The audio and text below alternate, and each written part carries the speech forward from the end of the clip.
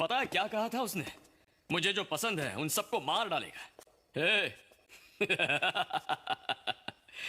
मुझे पसंद करने वाले करोड़ों लोग हैं बाहर।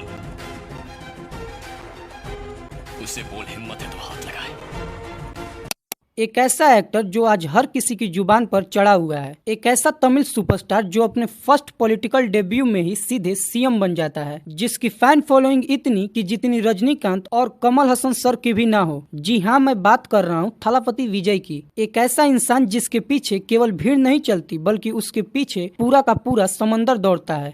आज की ये वीडियो स्पेशली विजय थालापति के ऊपर बेस्ड होने वाली है। हम ये जानेंगे कि आखिर विजय थालापति का रियल बैकग्राउंड क्या है, बियॉन्ड दैट उन्होंने फिल्मों में डेब्यू कैसे किया था, डेब्यू के बाद उनकी कौन कौन सी फिल्में फ्लॉप निकली और कौन कौन सी फिल्में सुपर हिट रहीं। इनफैक्ट थालापति कैसे देखते ही देखते तमिल सिनेमा के सबसे बड़े मेगा स्टार बन गए। एक्चुअली क्या रीजन था कि विजय थालापति ने अपने फिल्मी कैरियर के पीक पोजीशन से सिनेमा को बाय बाय बोल दिया और कैसे ये बोल्ड डिसीजन उनके लिए वरदान बन गया। इस वीडियो में हम उनके रिसेंट कंट्रोवर्सीज को भी कवर करने वाले हैं, जैसे कि क्यों जननायकन मूवी अभी तक रिलीज नहीं हुई, इवन विजय और त्रिशा का आपस में क्या चक्कर है, एंड लास्ट क्वेश्चन कि सीएम बनने के बाद विजय थालापति सबसे पहले कौन सा काम करने वाले हैं। ओवरऑल आज की ये वीडियो एक ऐसे इंसान की जर्नी को डिकोड करने वाली है जिसने स्क्रीन से उतरकर पूरे पॉलिटिकल सिस्टम को ही कम्प्लीटली चेंज कर दिया और एक हिस्ट्री क्रिएट कर दी। तो without wasting your time video को स्टार्ट करते हैं।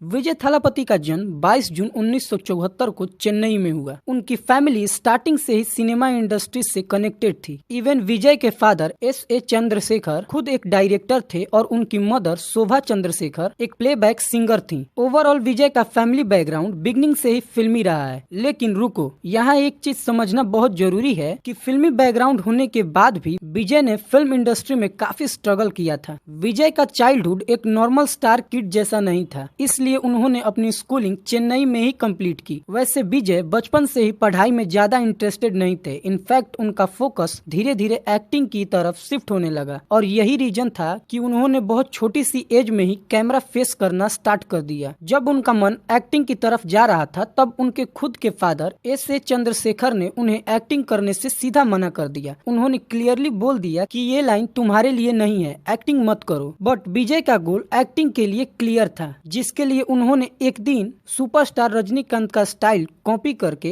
अपने फादर के सामने एक मूवी सीन परफॉर्म किया। उन्होंने पूरा expression, body language, dialogue delivery सब कुछ इतना परफेक्टली इमिटेट किया कि उनके फादर एक मोमेंट के लिए शॉक हो गए। और यही वो मोमेंट था जहां उनके फादर का नो डिसीजन धीरे धीरे मे बी में बदला और फिर फाइनली यस में बदल गया। विजय ने चाइल्ड आर्टिस्ट के रूप में अपने फादर S.A. चंद्रशेखर की फिल्म में काम करना स्टार्ट किया, लेकिन ये जर्नी उतनी स्मूथ नहीं थी जितनी बाहर से दिखती थी। साल 1992 में film Naalaiya Theerpu movie release हुई, जिसमें विजय ने as a lead actor debut किया। उस टाइम पर ये मूवी पूरी तरह फ्लॉप हो गई और तब विजय को काफी क्रिटिसिज्म फेस करना पड़ा। कई लोगों ने विजय के लुक्स, उनकी एक्टिंग और उनकी स्क्रीन प्रेजेंस तक को भी रिजेक्ट कर दिया। न्यूज और मीडिया ने विजय को ओपनली ट्रोल किया और कुछ लोगों ने तो ये तक कह दिया ये लड़का कभी हीरो नहीं बन सकता, इसकी शक्ल तो चूहे जैसी है। सोचो, जहाँ एक तरफ उनकी जीरो एक्टिंग लेवल की बात हो रही थी, वहीं दूसरी तरफ उन्हें नेपोटिज्म का टैग मिल रहा था। फिर भी विजय सर ने हार नहीं मानी। उन्होंने उसी टाइम अपने आप को इम्प्रूव करना स्टार्ट किया, एक्टिंग इम्प्रूव की, डांस स्किल पर फोकस किया और सबसे इम्पोर्टेंट उन्होंने ऑडियंस के इंटरेस्ट को समझा। और यहीं से स्टार्ट होती है एक ऐसी कमबैक स्टोरी जहाँ एक रिजेक्टेड एक्टर धीरे धीरे तमिल सिनेमा का मोस्ट सेलिब्रेटेड सुपरस्टार बन जाता है। साल 1996 में फिल्म पूवे उनकागा रिलीज होती है और यही वो फर्स्ट फिल्म बनती है जिसने विजय की इमेज को पूरी तरह रीराइट कर दिया। पूवे उनकागा एक रोमांटिक फिल्म थी। इस फिल्म को तमिल ऑडियंस ने खूब पसंद किया और ये फिल्म बॉक्स ऑफिस पर सुपर हिट साबित हुई। इस मूवी रिलीज के बाद विजय एक रोमांटिक हीरो के रूप में उभर कर सामने आए और फिर movie like Love Today, Kadhalukku Mariyadhai, Thullum जैसे back to back romantic films ने विजय को एक चॉकलेट बॉय और लवर बॉय की इमेज दे दी। अब लोग विजय की मूवीज देखने थिएटर इसलिए जाने लगे क्योंकि उन्हें पता था कि इस फिल्म में इमोशन होंगे, लव स्टोरी होगी और एक रिलेटेबल रिलेटेबल हीरो होगा। लेकिन विजय यहाँ नहीं रुकने वाले थे। उन्हें पता था कि सिर्फ रोमांटिक मूवी इमेज से लॉन्ग टाइम तक फिल्म इंडस्ट्री में नहीं टिक सकते और इसीलिए उन्होंने अपने कैरियर में एक बड़ा रिस्क लिया और अपनी रोमांटिक इमेज को ट्रांसफॉर्म करने का सोचा। अर्ली 2000 वो फेज था जब विजय ने अपने कैरियर का सबसे बड़ा रिस्क लिया। उन्होंने अपनी रोमांटिक इमेज को छोड़कर मास एक्शन रोल्स में शिफ्ट होने का डिसीजन लिया और इसी टाइम विजय ने घिल्ली, थिरुपच्ची, पोकरी जैसी फिल्में की। ये फिल्म बॉक्स ऑफिस पर सुपरहिट साबित हुई और इन फिल्मों ने विजय की आइडेंटिटी को पूरी तरह चेंज कर दिया। इन फिल्मों से विजय का aggression style, strong screen presence और मास अपील धीरे धीरे बिल्ड होती गई। अब विजय की फिल्में केवल रिलीज नहीं होती थी बल्कि उसके लिए बड़े बड़े इवेंट्स होने लगे, कटआउट्स लगने लगे और उस मोमेंट को सेलिब्रेट किया जाने लगा। इसके बाद विजय ने अपनी फिल्म सिलेक्शन को और स्मार्ट बना दिया। थुपाकी,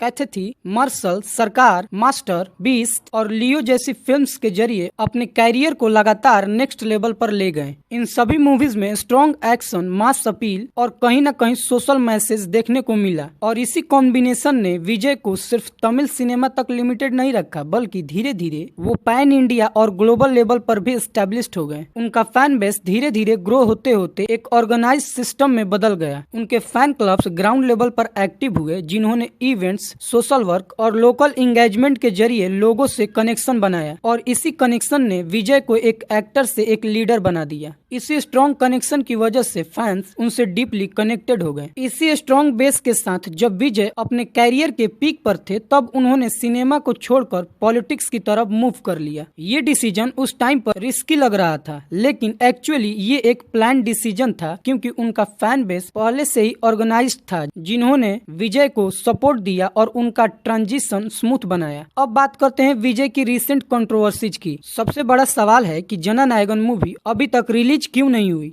इसके पीछे मल्टीपल इश्यूज हैं। Sensor clearance delay, legal issues, election timing और फिल्म का ऑनलाइन लीक। इसी वजह से फिल्म की रिलीज डिले होती गई। दूसरी कंट्रोवर्सीज है विजय और त्रिशा को लेकर, जहां सोशल मीडिया पर रूमर्स फैल रहे हैं, जहां लोग अलग अलग तरीके से दोनों के रिलेशन को लेकर बात कर रहे हैं और इनके रिसेंट अपीयरेंस और इंटरेक्शन की वजह से ये चर्चा और भी ज्यादा बढ़ गई है। लेकिन अभी तक कोई सॉलिड प्रूफ नहीं है जो इन रूमर्स को कंफर्म कर सके। ज्यादातर ये फैंस स्पेकुलेशन और मीडिया बज ही है जो टाइम के साथ और भी हाईलाइट हो रहा है। अब सबसे लास्ट सवाल कि पॉलिटिक्स में आने के बाद विजय का पहला फोकस क्या है, क्योंकि उनका पॉलिटिकल एंट्री सिर्फ अनाउंसमेंट नहीं है बल्कि इसे एक स्ट्रॉन्ग एग्जीक्यूशन माना जा रहा है। उनका फोकस है सोशल इनजस्टिस आइडियोलॉजी पर काम करना जिसमें वेलफेयर, इक्वालिटी और ग्राउंड लेवल पॉलिसीज शामिल हैं, जिससे वो लोगों के बीच एक स्ट्रॉन्ग इम्पैक्ट क्रिएट करना चाहते हैं और इसी वजह से आज वो सिर्फ एक एक्टर नहीं बल्कि एक स्ट्रॉन्ग पॉलिटिकल फोर्स बन चुके हैं जिनके हर डिसीजन को अब एक अलग पर्सपेक्टिव से देखा जा रहा है। तो ये थी विजय थालापति की जर्नी, एक रिजेक्टेड एक्टर से लेकर रोमांटिक हीरो, फिर मास सुपरस्टार और फाइनली एक सीएम बनने तक का सफर। आज उनकी स्टोरी सिर्फ फिल्म तक लिमिटेड नहीं है बल्कि उनकी जर्नी पावर और इन्फ्लुएंस का एग्जाम्पल बन चुकी है। अगर आपको ये वीडियो पसंद आई हो और आप विजय थालापति के रियल फैन हैं तो इस वीडियो को एक लाइक करके चैनल को सब्सक्राइब कर दो और कमेंट में बताओ कि नेक्स्ट वीडियो किस टॉपिक पर चाहिए। मिलते हैं अपनी नेक्स्ट वीडियो में, तब तक के लिए हर हर महादेव।